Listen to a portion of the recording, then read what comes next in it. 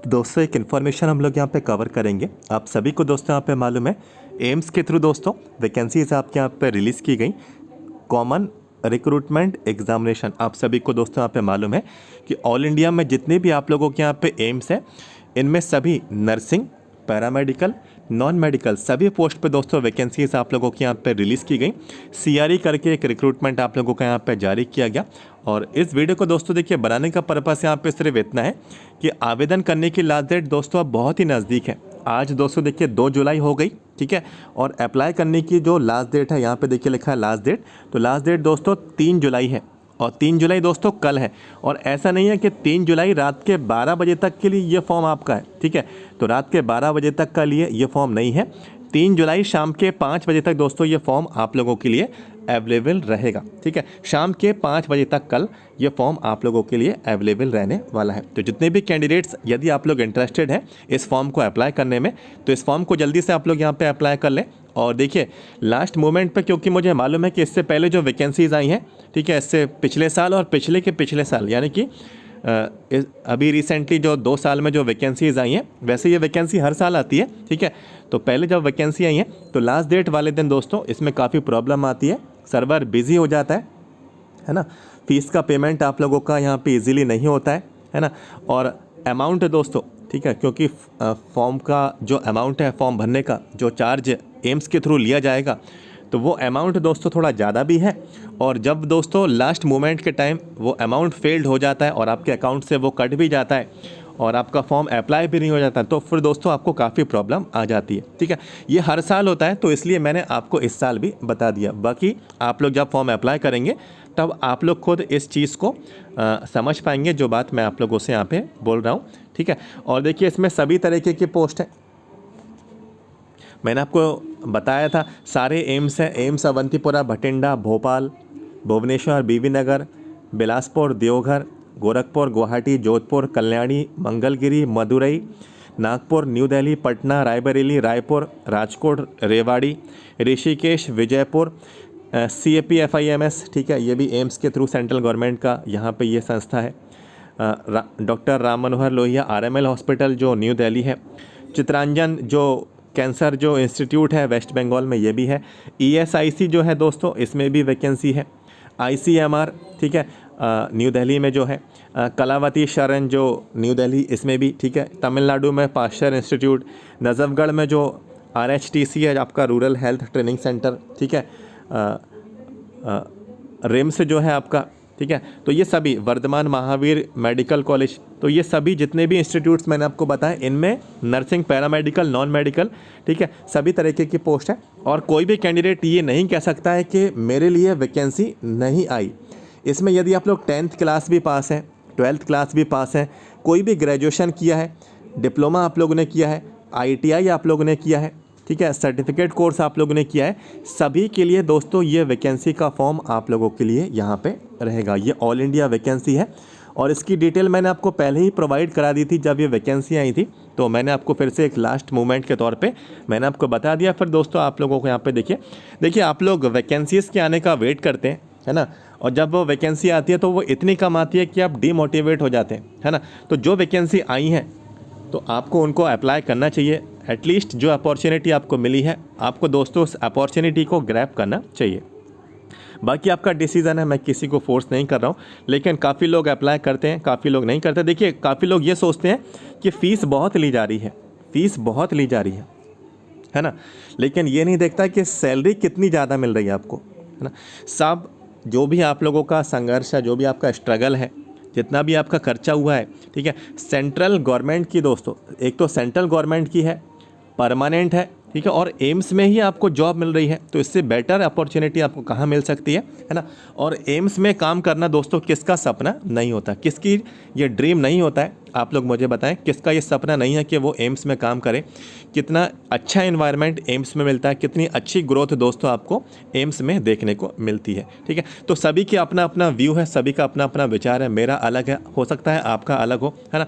तो फिर भी मैंने आपको बता दिया, जो भी आप लोग यहाँ पे अपना डिसीज़न जो भी है आप लोग चाहें तो फॉर्म को अप्लाई करें। मैं आपको फिर से बता देता हूँ, इसमें जो फीस का पेमेंट है, जनरल और OBC वालों को 3000 रुपये का ये फ़ीस आपको पे करनी होगी, है ना।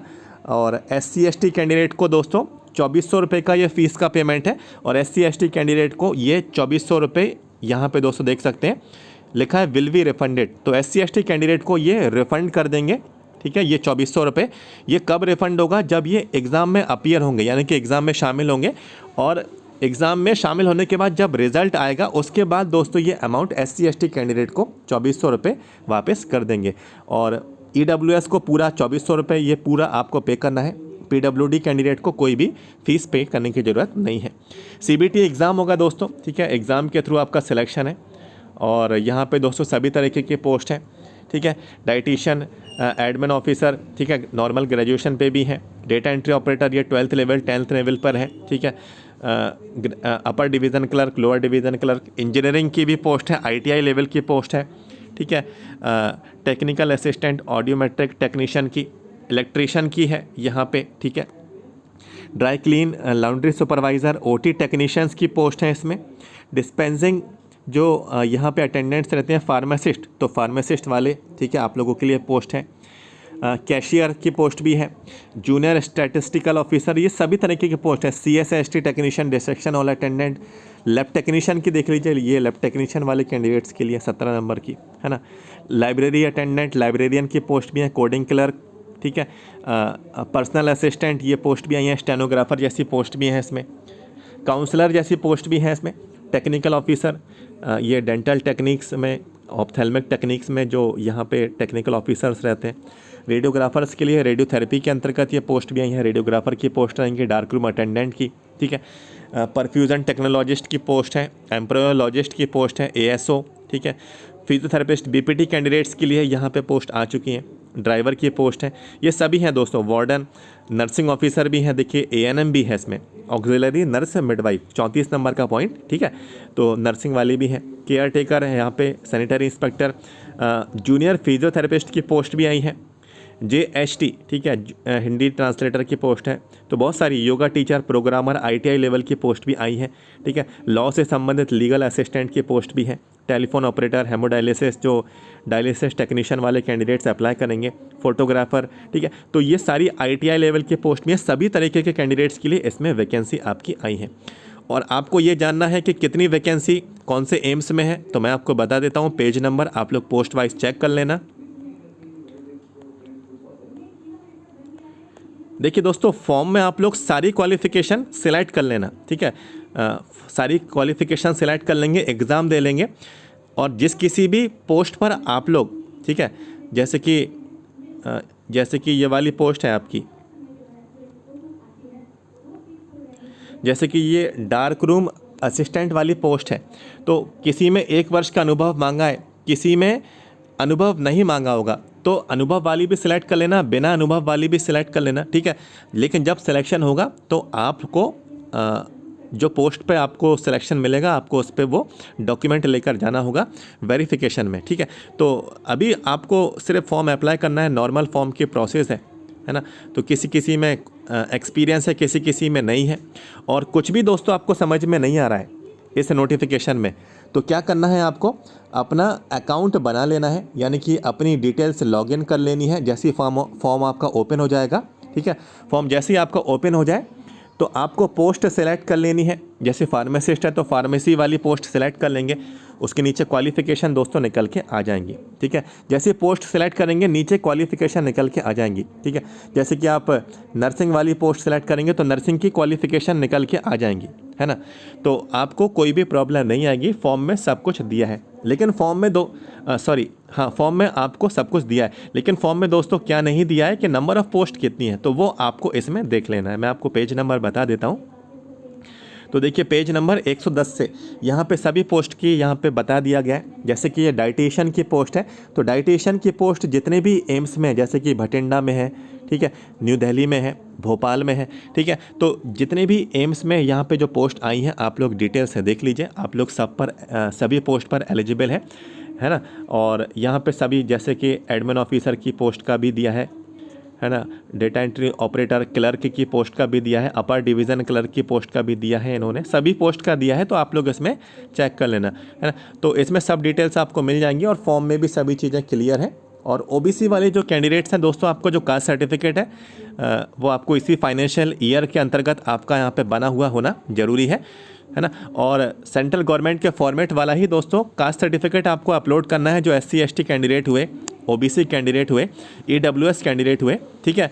तो आपको कास्ट सर्टिफिकेट सेंट्रल गवर्नमेंट के फॉर्मेट वाला, ठीक है, स्टेट वाला नहीं चलेगा। जो आप लोग स्टेट में वैकेंसी में लगाते हैं तो वो वाला फॉर्म, वो वाला कास्ट सर्टिफिकेट आपका इसमें मान्य नहीं होगा आगे चल के, है ना। बाकी स्टेट की वैकेंसी जो आती हैं, आप लोग स्टेट वाला सर्टिफिकेट लगाते हैं अपना कास्ट का। ये स्टेट की वैकेंसी नहीं है, ये सेंट्रल गवर्नमेंट की है, ठीक है। ये एम्स की वैकेंसी है, सेंट्रल गवर्नमेंट की है, परमानेंट है, ठीक है। और जो रेलवेज़ में वैकेंसी आती है वो भी दोस्तों सेंट्रल गवर्नमेंट की रहती हैं, उसमें भी सेंट्रल गवर्नमेंट फॉर्मेट वाला आपका कास्ट सर्टिफिकेट दोस्तों अपलोड होता है।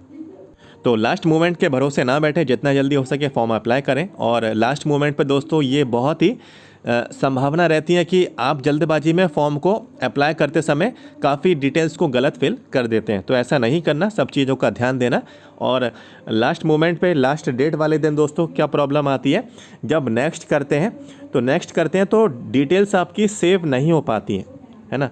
जैसे आपने प्रोफाइल सेक्शन है तो वो सेव नहीं होगा, उसके बाद आपका एड्रेस है तो वो सेव नहीं होगा। कभी कभार ऐसा हो जाता है, तो सभी चीज़ें अपना प्रीव्यू चेक कर लेना लास्ट मोमेंट पे पेमेंट करने से पहले, कि सब चीज़ें आपने सही फिल की भी है या नहीं। इसमें सभी तरीके की डिटेल्स होंगी आपकी, ठीक है। आपका डेट ऑफ बर्थ, आपका नाम, आपके पिता का नाम, आपकी माता का नाम, ठीक है। और जो भी आपका एड्रेस है एज़ पर जो भी आपका आधार कार्ड पे आपका दिया है, ठीक है। जो भी आपका एड्रेस है, जो भी आपका एड्रेस प्रूफ है, ठीक है, एड्रेस आपको उसमें लिखना होगा, आपका आधार नंबर डालना होगा, आपको अपनी क्वालिफ़िकेशंस की डिटेल्स देनी है, 10th की 12th की डिटेल्स देनी है, ग्रेजुएशन जो भी किया है, डिप्लोमा जो भी किया है, ITI जो भी किया है, ठीक है, सर्टिफिकेट जो भी किया है, तो लास्ट सेमेस्टर की डिटेल्स आपको देनी है, ठीक है। और आपका रजिस्ट्रेशन की डिटेल्स आपको देनी होगी। और यदि एक्सपीरियंस है, पोस्ट पे एक्सपीरियंस है, तो यदि आपके पास एक्सपीरियंस है तो एक्सपीरियंस की डिटेल्स भी देंगे, इसका भी सर्टिफिकेट अपलोड होगा। और यदि एक्सपीरियंस नहीं है तो नो कर देंगे, तो कोई प्रॉब्लम आपको नहीं आएगी, है ना। ऐसा ज़बरदस्ती नहीं है कि आपको एक्सपीरियंस की डिटेल देनी है ना। एक्सपीरियंस को नो कर देना तो आपको कोई प्रॉब्लम नहीं आएगी, फॉर्म आपका आगे बढ़ जाएगा, है ना। ये तो कुछ डिटेल्स मैंने आपको बता दी। इसके साथ साथ फ़ोटोग्राफ, आपका सिग्नेचर, आपका लेफ़्ट हैंड थंब इम्प्रेशन, ये सब कुछ डिटेल्स आपको पहले से तैयार करके आपको रखना है, तभी आप लोग फॉर्म अप्लाई कर पाएंगे। सभी चीज़ें सेव हो जाने के बाद आप लोग फिर अपना फ़ीस का पेमेंट करेंगे। और ऐसा नहीं करना कि एक बार फ़ीस आप लोग ने पे कर दी, ठीक है, एक बार फ़ीस आप लोग ने पे कर दी और फ़ीस आपकी अकाउंट से कट गई, लेकिन आपका जो पेज है वो रीडायरेक्ट होके वेबसाइट पर नहीं आया, ठीक है, तो आप दोबारा से पेमेंट करेंगे। तो ऐसा नहीं करना, ठीक है। यदि काफ़ी फिर आप लोग यहाँ पे दोस्तों देखिए फिर पेमेंट करते चले जाएंगे, फिर लास्ट मोमेंट का चक्कर है ना। तो आप लोग सोच सकते हैं, समझ सकते हैं, फिर आपके अकाउंट से पैसे कटते जाएं। फिर ऐसा नहीं है कि तुरंत ही वापस कर देते, है ना, थोड़ा समय लगता है, फिर ये आपको रिफ़ंड करेंगे, है ना। तो ये प्रोसेस थोड़ी टाइम टेकिंग है, तो इस चीज़ का दोस्तों ध्यान रखना लास्ट मोमेंट पर। ये कुछ मैंने आपको पॉइंट्स आपको बता दिए। अभी के लिए दोस्तों इस वीडियो को एंड करेंगे और आप लोगों को जो भी डिटेल्स थी मैंने प्रोवाइड करा दी। आई होप आपको अपडेट मिला होगा। वीडियो को लाइक करना, हमारे चैनल को दोस्तों सब्सक्राइब कर लेना। वीडियो के नीचे इस तरफ जाना है, इस तरफ वीडियो के नीचे सब्सक्राइब का बटन दिया है, ठीक है, सब्सक्राइब कर लीजिए। आगे और भी वैकेंसीज़ की डिटेल्स आपका वेट कर रही हैं, ठीक है। एक और वैकेंसी रिलीज़ हुई है तो मैं आपको उसका अपडेट प्रोवाइड कराऊंगा। हमारे चैनल को सब्सक्राइब कर लेना, इस तरफ वीडियो के नीचे जाना है, सब्सक्राइब कर लें। तो दोस्तों मिलता हूँ आपसे next. Thank you so much.